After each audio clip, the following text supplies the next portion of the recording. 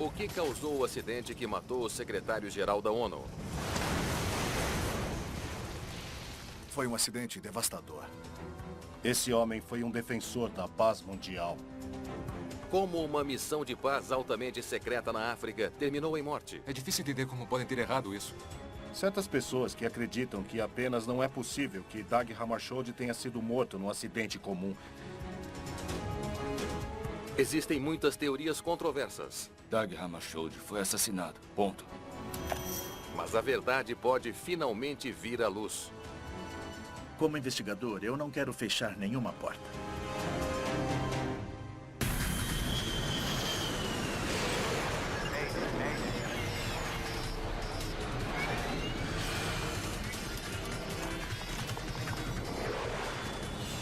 Acidentes aéreos.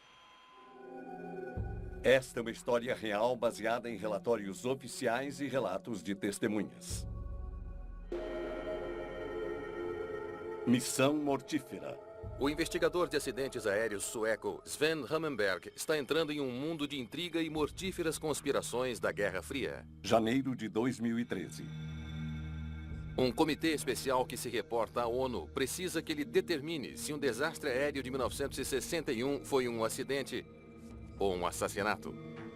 O comitê sabia que eu tinha alguma experiência no campo de aeronaves antigas, então eles me chamaram.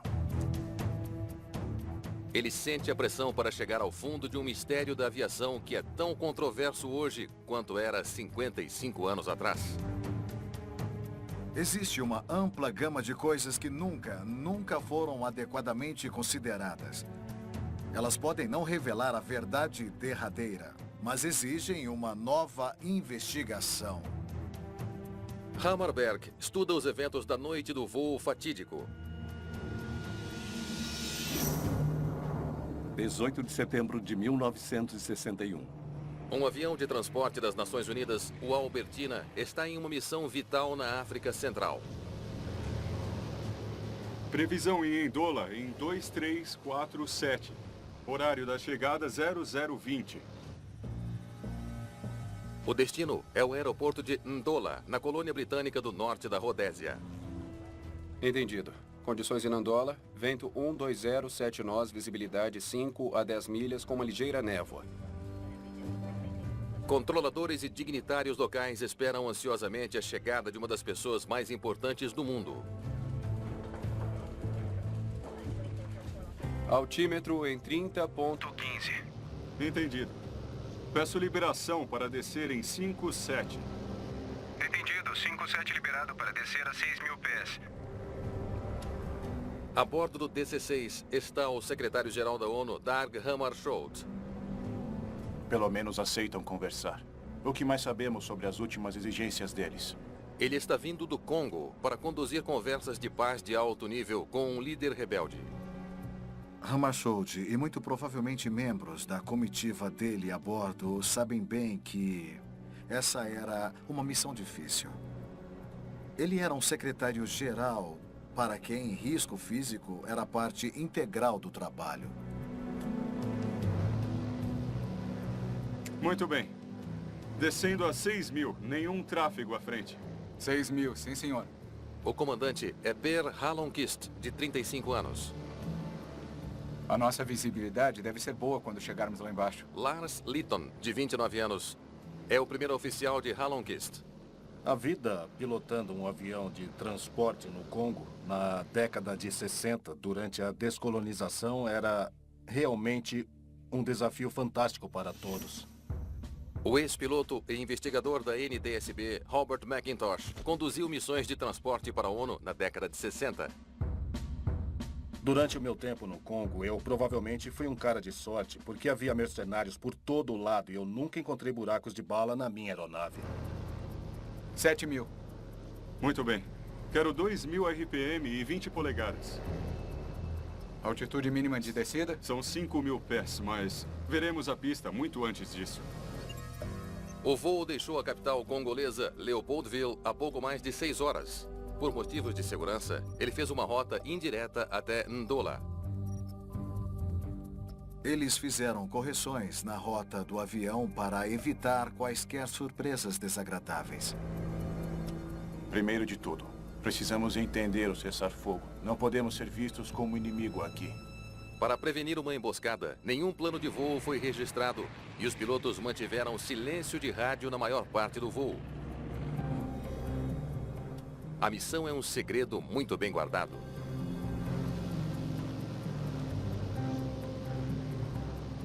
Você vai para Salisbury depois de Nandola? Negativo. Mesmo nessa etapa tão avançada, a tripulação precisa manter segredos sobre a missão. Vai ficar em Nandola? Eles não sabem quem pode estar ouvindo. Negativo. Devido às dificuldades de Estacionamento, queremos saber quais as suas intenções. Nós as daremos assim que chegarmos ao solo. Entendido. A segurança do aeroporto e do ambiente de voo, às vezes, eram questionados e havia oportunidades para forças rebeldes, talvez, atirarem em aeronaves em aproximação final. Checklist pré-pouso, por favor. Luzes anti-colisão. Ligadas. Cabeça do cilindro. Ok. Velocidade a 180 nós. Pergunte aos pilotos quanto falta para pousarmos. O secretário-geral e a delegação dele devem estar em solo em 10 minutos.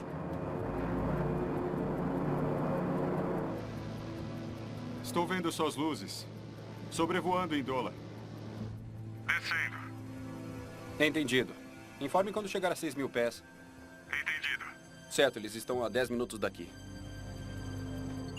Devido à rota de voo incomum, o avião agora precisa passar ao aeroporto de Ndola e dar a volta para pousar em sua única pista.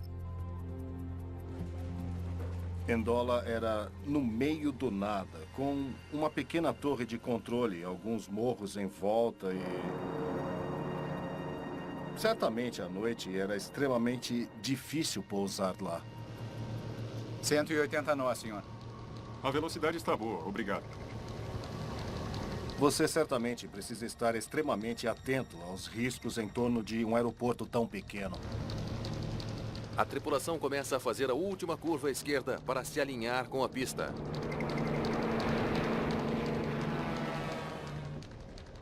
Aperte o cinto. A missão para Ndola está para começar. Uma missão que poderia mudar o destino de nações. O Conselho de Segurança das Nações Unidas está se reunindo de novo para lidar com a difícil e perigosa situação do Congo. Foi decidido pedir à Bélgica que retire as suas tropas.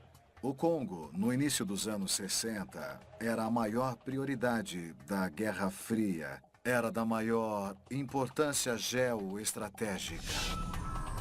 O Congo recentemente conquistara sua independência da Bélgica. Mas a região sul da nova nação, Katanga, declarou-se um estado independente.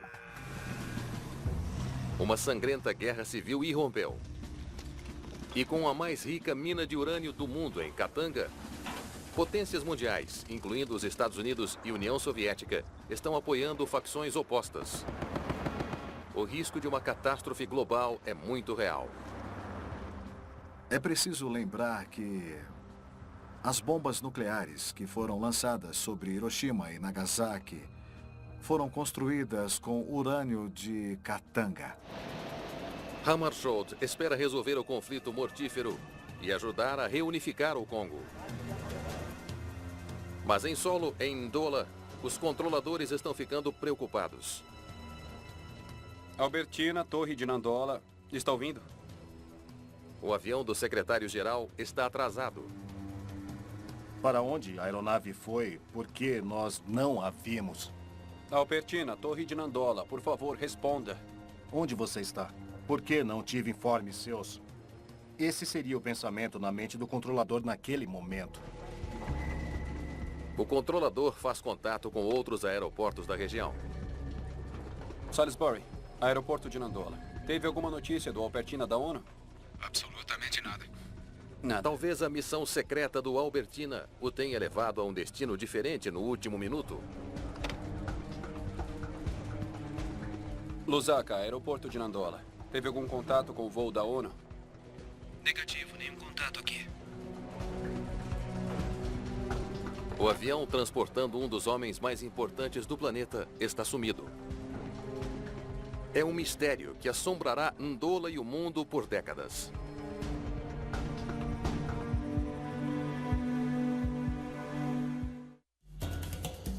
Ao amanhecer, notícias sobre o desaparecimento do secretário-geral da ONU estão se espalhando rápido. Soubemos que ele desapareceu, então o que faríamos? Não ficaríamos sentados em Ndola. Clyde Sanger cobriu a missão de Hammarskjöld na África para o jornal The Guardian. Uma série de jornalistas se reuniu, alugou um avião, voou sobre a área e achou onde o avião tinha caído.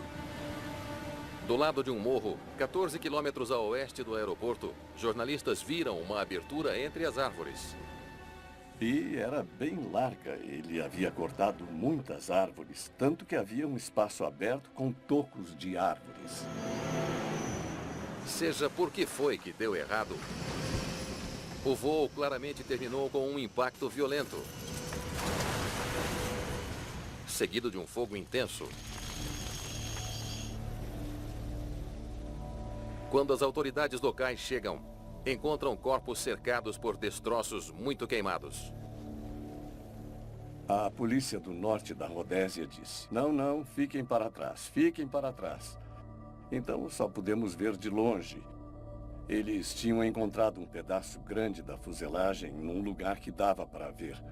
E nos contaram depois que Dag Hammarskjöld estava morto. A grande perda da ONU. Por 8 anos, Dag Hammarskjöld falou em nome e personificou a Organização das Nações Unidas. Economista da Suécia, ele assumiu o posto de secretário-geral. O secretário-geral tinha sido um homem bem famoso, um defensor da paz mundial. Então, esse foi um evento de repercussão mundial.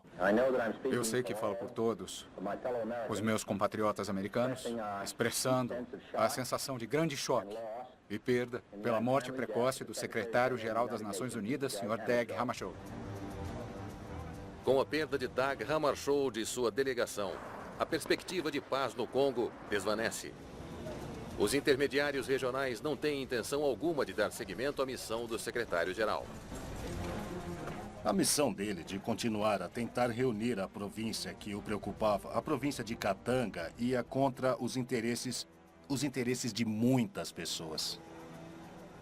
Eu acho que é bem óbvio que havia uma pluralidade de poderes lá, que não lamentavam a morte de Hammarskjöld. A política da Guerra Fria cercando o voo a Ndola levou muitos a especularem que o avião do secretário-geral foi derrubado. Havia alguém que queria Hammarskjöld morto? Onde você quer que eu comece e eu termine? O mundo logo poderá saber sobre o acidente de uma fonte surpreendente. Incrivelmente, há um sobrevivente. Surpreendentemente, um oficial de segurança da ONU de 36 anos sobreviveu ao forte impacto e às chamas. Harold Julian está em condições críticas, mas se ele puder se recuperar e contar a sua história, pode fornecer evidências valiosíssimas. Enquanto esperam para ouvir o que Julian dirá, investigadores do governo da Rodésia começam a procurar pistas nos destroços. A tarefa é um desafio. Cerca de 80% da fuselagem derreteu completamente. Todo investigador de segurança aérea procura por um determinado conjunto de coisas. Ele quer descobrir se o avião inteiro está lá. Está faltando alguma coisa? Ele procura a cauda, ele procura pelas pontas das asas, ele procura pelas fontes de energia, etc. Essas coisas básicas são elementares. Isso, pessoal. Lento e meticuloso.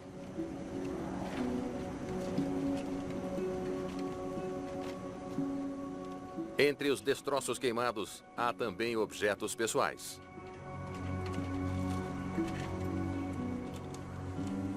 Lembranças pungentes de vidas precocemente ceifadas.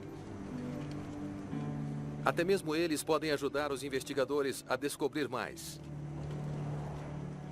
Relógios de pulso danificados pelo impacto repentino revelam a hora exata da queda.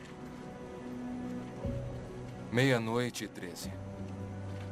O avião do secretário-geral caiu no chão 3 minutos depois de sua última transmissão de rádio. O que houve nesses 3 minutos? Onde eles estavam nesses 3 minutos? Nós temos testemunhas, nós temos uma direção. O que podemos dizer que aconteceu lá? Existe a possibilidade de que houve uma interferência de uma força externa, talvez um disparo em solo, alguém tentando derrubar o avião ou tentando derrubar do ar? Estou vendo as suas luzes. Sobrevoando Indola, descendo. Perguntas cruciais sobre os momentos finais do voo não serão respondidas por um gravador de voz nem de dados. O DC-6 não era equipado com nenhum dos dois.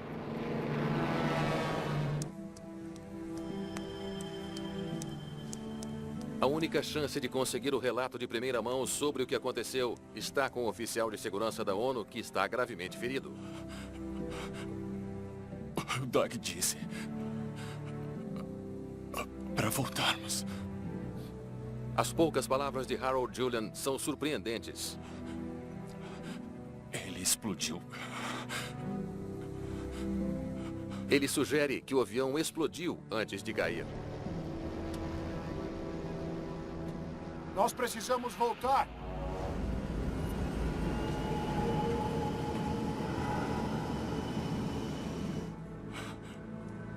Então caímos.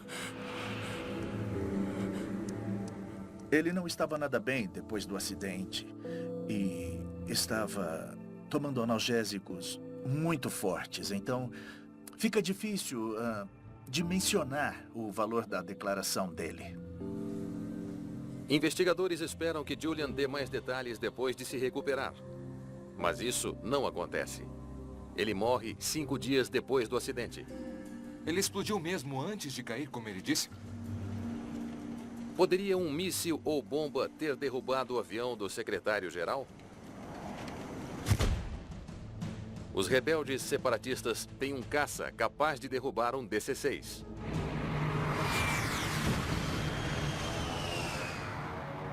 Um Fuga Magister francês tem atacado aviões na região. O Fuga podia estar esperando pelo DC-6. Eles podem ter usado de força. Investigadores estudam o manual do piloto do Fuga. Eles descobrem que o alcance máximo de combate do caça é de 419 quilômetros ou 260 milhas. É uma descoberta essencial, pois a base mais próxima de caças fica a quase 425 quilômetros de distância. Não tem como um caça ter decolado desta base, derrubado um avião aqui, então voltado para a base em segurança. A possibilidade de um caça-foga encontrar esse avião no meio da noite, derrubá-lo, voltar para sua base, não se encaixa nas condições que havia naquela determinada noite.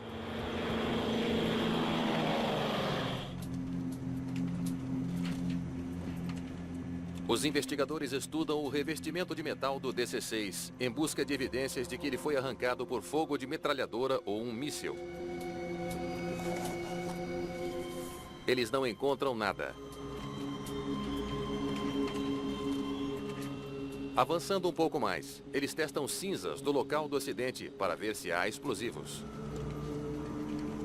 Eles tentaram encontrar, eles dividiram as partes metálicas em pedaços pequenos e ainda assim não encontraram absolutamente nada.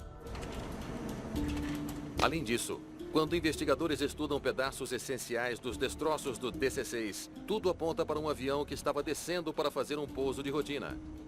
Trem baixado, flaps acionados, eles estavam se preparando para pousar. Flaps a 30. Flaps a 30. O trem de pouso estava abaixado. Os flaps estavam estendidos. Ok, velocidade baixando agora a 120 nós. Se houvesse um ataque, eles que deveriam dar o fora dali. E, consequentemente, as evidências não revelam um ataque do solo ou um ataque do ar. Apesar de todos os boatos, os investigadores não encontraram nada que indicasse um ataque. A causa do acidente que matou 16 pessoas numa missão secreta da ONU permanece um mistério. Vamos cair! Nós vamos cair! Segurem-se! Segurem!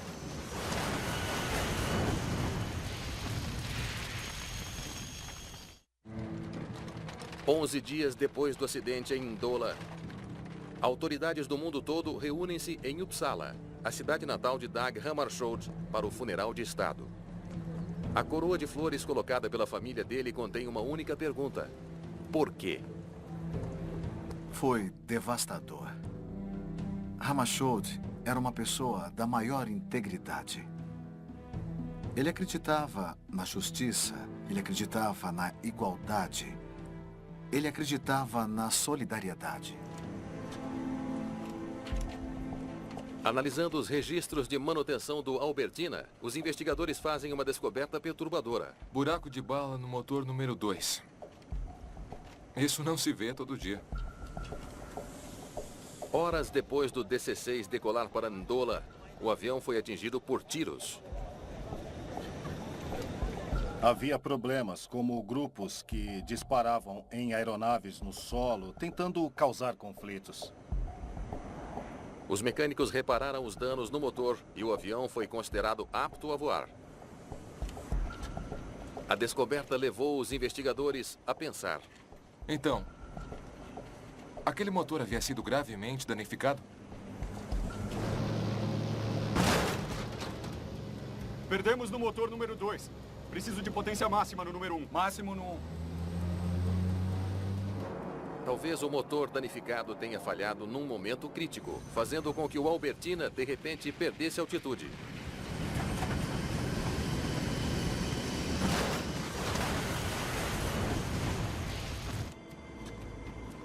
Se a teoria estiver correta, os investigadores devem poder confirmar isso analisando as hélices.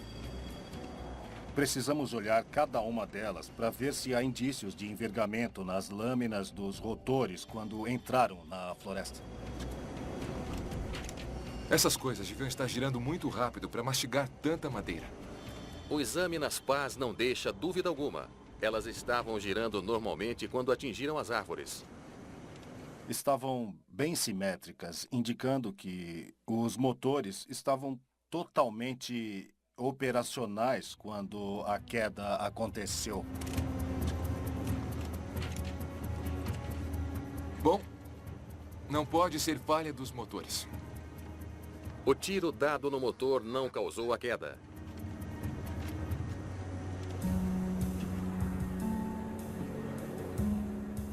Segundo o plano, eles deveriam estar a 6.000 pés. Aqui. Em seguida, os investigadores estudam o mapa de navegação de Ndola. O topo do morro tem 1.300 metros. Eles calculam a altitude em que o Albertina devia estar voando quando bateu. 21 metros para as árvores. Isso quer dizer que ele devia estar uns 500 metros acima das árvores. No local da queda, os danos às árvores mostram que o avião avançou mais de 250 metros antes de parar. Essa distância significa que o avião bateu nas copas das árvores em um ângulo obtuso enquanto descia gradualmente. Ele desceu entre as árvores num ângulo muito suave, bem pouco antes de pousar. Ok, eu controlo. Você procura as luzes. Entendido. Os investigadores se perguntam quando as coisas começaram a dar errado para os pilotos. Por que o Albertina voou tão baixo? A transcrição diz: estou vendo as suas luzes sobrevoando Ndola, descendo. Entendido. Informe chegando a 6.000. A conversa de rádio entre os pilotos e o controlador claramente mostram que eles estavam vendo o aeroporto de uma altitude segura, a menos de 10 minutos antes de atingirem o solo. Estou vendo as luzes. Sobrevoando Ndola. Então sabemos que ele está bem aqui, quando vê o aeroporto, por volta de 6.000 pés. Mas a transcrição revela algo mais. Uma única palavra inesperada. Descendo. O Albertina já estava descendo quando passou o aeroporto. É uma pista crucial. Ele continua a perder altitude Aqui. E continua descendo. Até bater no morro. Aqui. Quando tinha uma altitude de 1.300 metros. Por algum motivo, os pilotos começaram a descer cedo demais. É impensável que houvesse qualquer intenção de estar abaixo de 5.000 pés naquele momento da aproximação. Os investigadores não sabem explicar como os pilotos acabaram julgando tão mal sua altitude. Alguma coisa causou isso. O quê? Eles consideram a possibilidade de que os pilotos foram enganados por uma leitura incorreta do altímetro. Previsão estimada em Ndola em 2347. Horário da chegada 0020. Meia hora antes de pousar, Halonquist faz contato com a torre de Ndola. Entendido. Os controladores dão a ele uma informação importante. Altímetro em 30.15.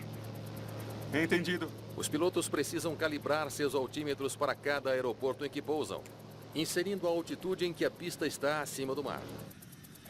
Os valores da pressão barométrica do entorno foram fornecidos pela torre e precisavam ser traduzidos de milibares para polegadas e inseridos na janela, na pequena janela de ajuste dos altímetros. Eles examinam os instrumentos, procurando qualquer sinal de que os pilotos tenham inserido um valor errado para Ndola no altímetro. Um conjunto de números mostrando a pressão barométrica fornece uma resposta. Os investigadores conferiram os 3 altímetros do avião. Eles descobriram que os altímetros estavam funcionando na hora e que estavam corretos. Não havia nada de errado com os altímetros. É outro beco sem saída. O que nós analisamos agora? Enquanto os investigadores do acidente continuam a buscar respostas, os legistas fazem uma descoberta surpreendente. Parece que alguns dos passageiros foram atingidos por balas. Encontrar corpos nos destroços com buracos de bala é com certeza algo a ser analisado. Talvez haja uma causa sinistra para esse acidente. Hammarskjöld era uma pessoa da maior integridade. Ele acreditava na justiça, ele acreditava na igualdade, ele acreditava na solidariedade. Analisando os registros de manutenção do Albertina, os investigadores fazem uma descoberta perturbadora. Buraco de bala no motor número 2. Isso não se vê todo dia. Horas depois do DC-6 decolar para Ndola, o avião foi atingido por tiros. Havia problemas, como grupos que disparavam em aeronaves no solo, tentando causar conflitos. Os mecânicos repararam os danos no motor e o avião foi considerado apto a voar. A descoberta levou os investigadores a pensar. Então, aquele motor havia sido gravemente danificado? Perdemos no motor número 2. Preciso de potência máxima no número 1. Máximo no 1. Talvez o motor danificado tenha falhado num momento crítico, fazendo com que o Albertina, de repente, perdesse altitude.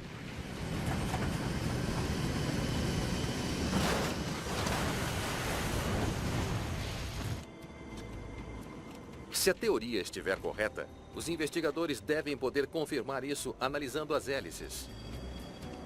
Precisamos olhar cada uma delas para ver se há indícios de envergamento nas lâminas dos rotores quando entraram na floresta. Essas coisas deviam estar girando muito rápido para mastigar tanta madeira. O exame nas pás não deixa dúvida alguma. Elas estavam girando normalmente quando atingiram as árvores.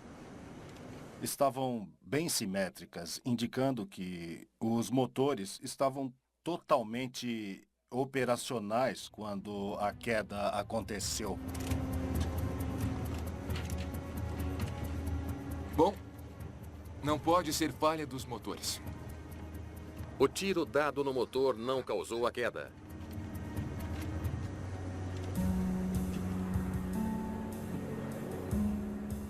Segundo o plano, eles deveriam estar a 6.000 pés. Aqui. Em seguida, os investigadores estudam o mapa de navegação de Ndola. O topo do morro tem 1.300 metros. Eles calculam a altitude em que o Albertina devia estar voando quando bateu. 21 metros para as árvores. Isso quer dizer que ele devia estar uns 500 metros acima das árvores. No local da queda, os danos às árvores mostram que o avião avançou mais de 250 metros antes de parar. Essa distância significa que o avião bateu nas copas das árvores em um ângulo obtuso enquanto descia gradualmente. Ele desceu entre as árvores num ângulo muito suave, bem pouco antes de pousar. Ok, eu controlo. Você procura as luzes. Entendido. Os investigadores se perguntam quando as coisas começaram a dar errado para os pilotos. Por que o Albertina voou tão baixo? A transcrição diz: estou vendo as suas luzes sobrevoando Ndola, descendo. Entendido. Informe chegando a 6.000. A conversa de rádio entre os pilotos e o controlador claramente mostram que eles estavam vendo o aeroporto de uma altitude segura, a menos de 10 minutos antes de atingirem o solo. Estou vendo as luzes. Sobrevoando Ndola. Então sabemos que ele está bem aqui, quando vê o aeroporto, por volta de 6.000 pés. Mas a transcrição revela algo mais. Uma única palavra inesperada. Descendo. O Albertina já estava descendo quando passou o aeroporto. É uma pista crucial. Ele continua a perder altitude aqui e continua descendo até bater no morro. Aqui, quando tinha uma altitude de 1.300 metros. Por algum motivo, os pilotos começaram a descer cedo demais. É impensável que houvesse qualquer intenção de estar abaixo de 5.000 pés naquele momento da aproximação. Os investigadores não sabem explicar como os pilotos acabaram julgando tão mal sua altitude. Alguma coisa causou isso. O quê? Eles consideram a possibilidade de que os pilotos foram enganados por uma leitura incorreta do altímetro. Previsão estimada em Ndola em 2347. Horário da chegada 0020. Meia hora antes de pousar, Halonquist faz contato com a torre de Ndola. Entendido. Os controladores dão a ele uma informação importante. Altímetro em 30.15. Entendido. Os pilotos precisam calibrar seus altímetros para cada aeroporto em que pousam, inserindo a altitude em que a pista está acima do mar. Os valores da pressão barométrica do entorno foram fornecidos pela torre e precisavam ser traduzidos de milibares para polegadas e inseridos na janela, na pequena janela de ajuste dos altímetros. Eles examinam os instrumentos, procurando qualquer sinal de que os pilotos tenham inserido um valor errado para Ndola no altímetro. Um conjunto de números mostrando a pressão barométrica fornece uma resposta. Os investigadores conferiram os 3 altímetros do avião. Eles descobriram que os altímetros estavam funcionando na hora e que estavam corretos. Não havia nada de errado com os altímetros. É outro beco sem saída. O que nós analisamos agora? Enquanto os investigadores do acidente continuam a buscar respostas, os legistas fazem uma descoberta surpreendente. Parece que alguns dos passageiros foram atingidos por balas. Encontrar corpos nos destroços com buracos de bala é com certeza algo a ser analisado. Talvez haja uma causa sinistra para esse acidente.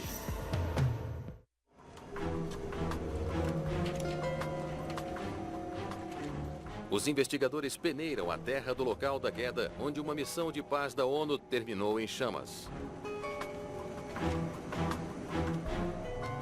Eles encontram mais evidências de tiros, cartuchos e um total de 342 balas tiradas dos corpos das vítimas ou próximas a eles.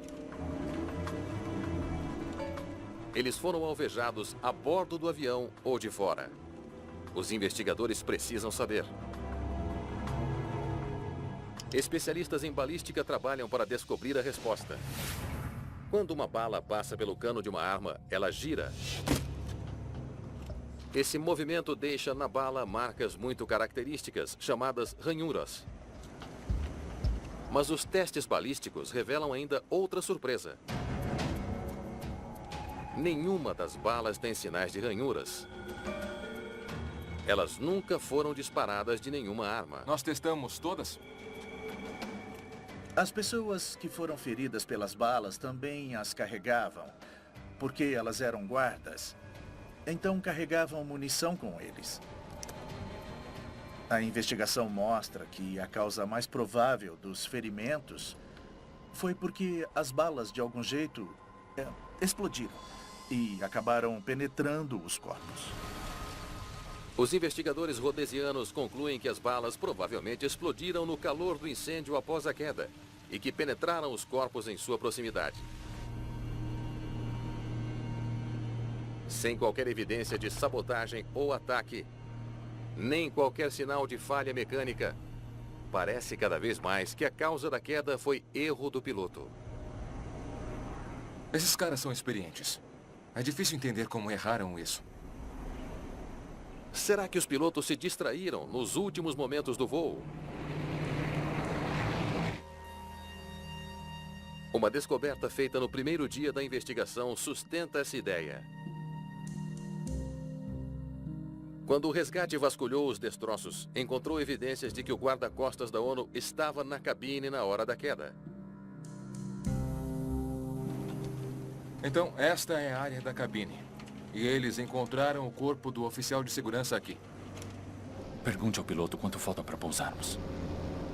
Um visitante na cabine pode ser uma distração perigosa para os pilotos, especialmente quando estão perto do solo. Estaremos em solo em 3 minutos. Vamos pousar mais cedo. Flaps a 30. Flaps a 30.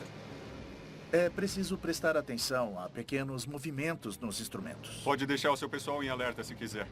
A sua atenção aos detalhes, altitude e sua consciência de altitude precisa ser extremamente alta. Vou para antes do terminal. Você pode desembarcar o secretário-geral lá. As margens são muito pequenas. É uma questão de segundos antes que eles atinjam o solo.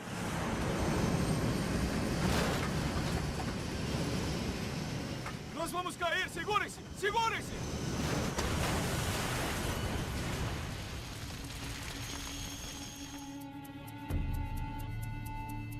Para os investigadores rhodesianos, as evidências são claras. Os pilotos simplesmente perderam a noção da altitude e pilotaram o avião direto para o chão. Sem sabotagem, sem mísseis, sem assassinato. Eles exploram as questões de sabotagem e ataques, mas concluem que a causa mais provável do acidente foi algum tipo de erro do piloto. Aqueles que acreditam que foi assassinato não se deixam convencer pelas descobertas oficiais. Não é pouca coisa quando morre um secretário-geral das Nações Unidas num acidente de avião. É uma coisa muito grande. Certas pessoas não acreditam ser possível que Dag Hammarskjöld foi morto num acidente comum. Tinha que ser algo mais.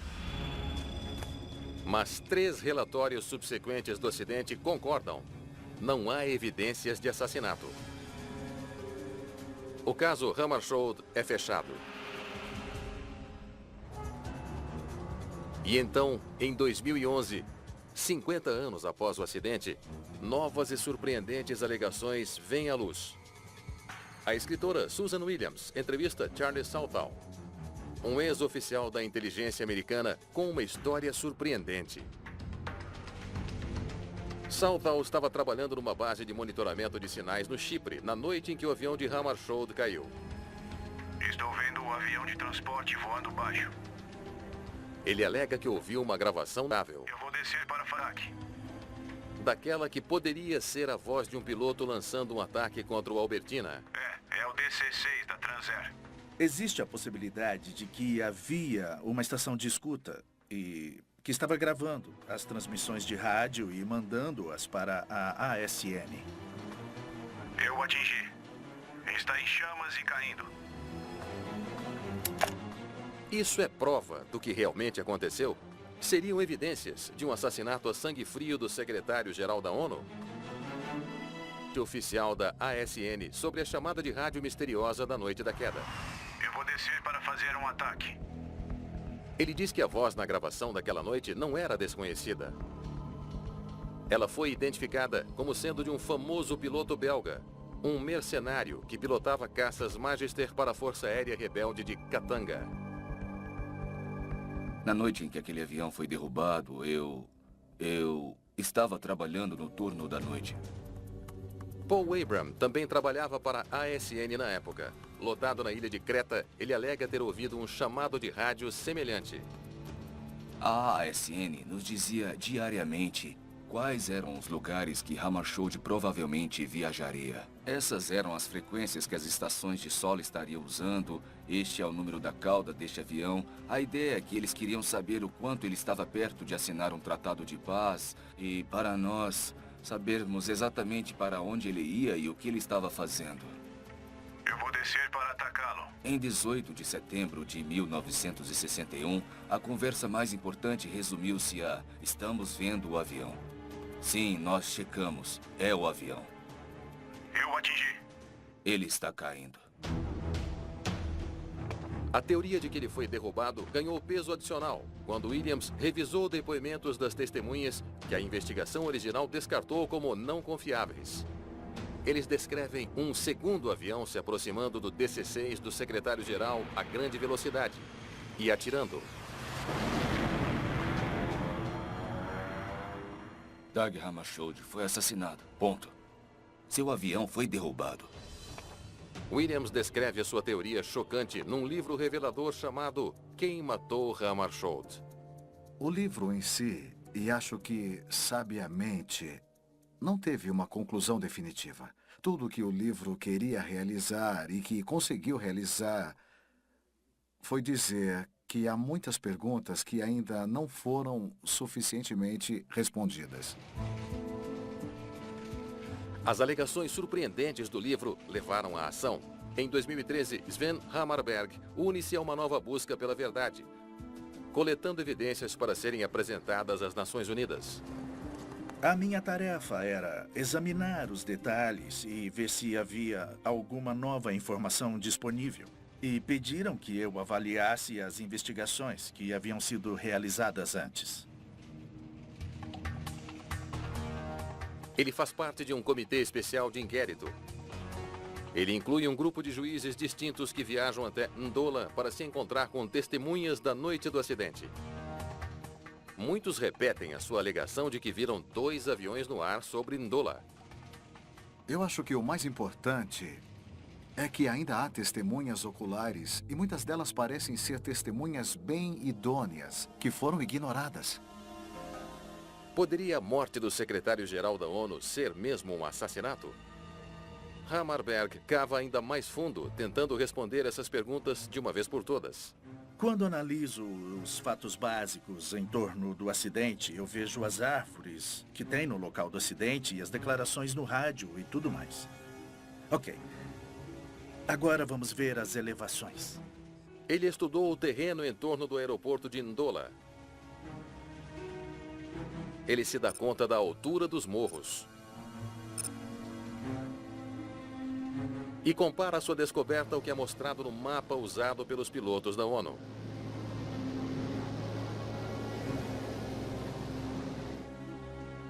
Ele faz uma descoberta chocante. Tem um morro aqui e um morro aqui. Mas não tem nada marcado aqui. Aqui é onde foi o local da queda. O mapa de Ndola não mostra nenhum obstáculo ou terreno mais alto a oeste da pista. O terreno local inclui morros a oeste de Ndola, que se elevam a mais de 1.300 metros. Mas eles não estão no mapa.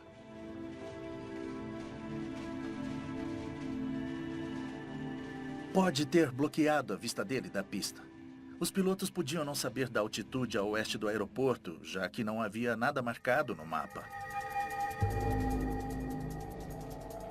Hammarberg também descobre que membros da tripulação que levavam o secretário-geral para as conversas de paz trabalharam em 17 das últimas 24 horas. É um longo dia para esses caras. A fadiga é um fator importante aqui. O voo já tinha durado 6 horas e meia. E havia sinais de que alguns membros da tripulação já estavam bem exaustos antes mesmo do voo. Muito bem. Descendo para 6.000 e nenhum tráfego à frente. 6.000, sim, senhor. Para Hammarberg, as pistas estão começando a fazer sentido. Ele sente que está perto de solucionar um mistério da aviação de 55 anos que causou muita controvérsia no mundo todo.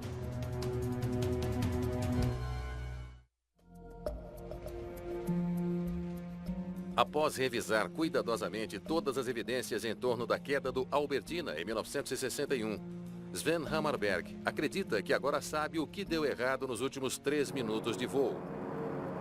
E não tem nada a ver com assassinato. Sobrevoando, Indola. Descendo. Chegar ao aeroporto e ver as luzes quando se está voando às 6 horas e meia, eu acho que é muito fácil para o piloto começar a pensar, já chegamos, é só pousar agora. Passando o aeroporto, os pilotos descem abaixo da altitude de segurança mínima de 1.500 metros. 4.500. Quando eles voltam na direção da pista, de repente eles não conseguem mais ver as luzes. Mas o que é isso? Você chega no escuro e então perde completamente as referências. Essa é uma situação perigosa. Eu não estou conseguindo ver a pista. Os pilotos não percebem que há um morro bloqueando a vista deles, porque esse morro não está no mapa. Perder o aeroporto de vista faria com que os pilotos olhassem mais além ainda e perdessem mais altitude. E antes que percebam que correm perigo, é tarde demais.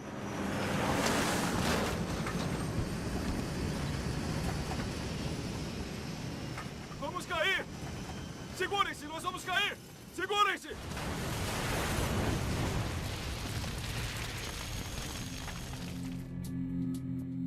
Uma tripulação exausta desce cedo demais sobre um terreno acidentado que não estava marcado em seus mapas. Esses fatores se combinaram para causar a queda fatal. Acho que todos os ingredientes de um voo controlado no terreno estão ali. Temos esse problema na aviação ainda hoje. Mesmo com todos os treinos para isso e os equipamentos que temos, ainda há casos em que temos um voo controlado contra o terreno. Para finalmente pôr uma pedra no assunto, existe uma última evidência que os investigadores querem ver. Os registros da ASN da noite da queda. Eles pediram à ASN que liberasse esses documentos. E a resposta foi que continuam altamente secretos e que não serão liberados. O meu conhecimento das gravações, dos registros das fitas, dos faxes, etc., que eles têm em relação a este incidente, não me deixam nem um pouco surpreso que não foram liberados. É apenas a natureza deles. Faz mais de 50 anos desde a misteriosa queda em Ndola. Sem os documentos da ASN, ainda há dúvidas a respeito da queda. Mas os esforços para descobrir a verdade continuam. Para mim, pessoalmente, a maior razão que justifica todos esses esforços é que ainda há membros da família, parentes, colegas próximos, que ainda vivem com muitas dúvidas. Embora Hammarskjöld tenha morrido antes que pudesse impedir as batalhas em Katanga, muitos acreditam que os esforços dele evitaram que o conflito fugisse ao controle. Se não fosse a intervenção de Hammarskjöld no Congo, poderia ter facilmente deflagrado a Terceira Guerra Mundial. Apenas alguns meses após sua morte, Dag Hammarskjöld tornou-se a primeira pessoa a ser homenageada póstumamente com o Prêmio Nobel da Paz. Devemos nos lembrar de Dag Hammarskjöld e dos outros como seres humanos que estavam dispostos a arriscar a vida numa missão perigosa para contribuir para o advento